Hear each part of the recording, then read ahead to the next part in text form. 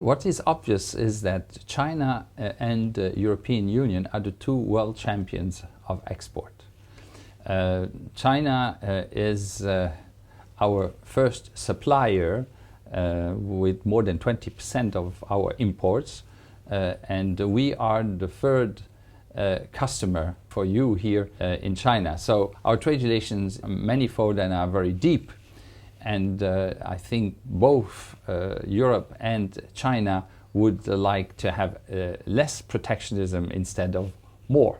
Now we are faced with increasing tariffs coming from the United States, which will reduce international trade or make it more difficult, will push prices up, increase inflation, which might again increase interest rates, and all this is not good for growth. So we are in the same boat there with China, and we also have the same philosophy in terms of multilateral trade.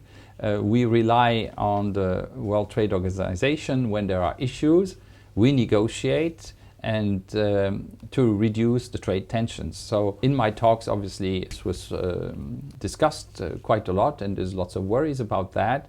But I think we are in the same boat. China is prioritizing its green development. Do you foresee further cooperation between China and Europe in the realm of green financing or green bonds? Europe is certainly the trendsetter and the leader in green bonds. I think of the European Investment Bank, for example, who was the first one to issue a green bond and is still the world champion in it. But I'm glad to see that the interest in China is increasing. Unfortunately, there are some areas in the world, and in particular the United States, where there is less interest recently for ESG bonds or green bonds. But I have to underline, look at the facts. Climate change is there to stay.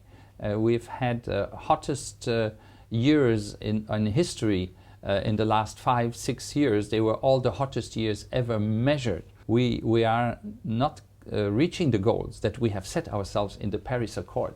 So in the medium and long term, there's no escape. And I'm glad that Europe and China are continuing to make sure that finance will help green the economy, because we will not be able to achieve that without sustainable finance.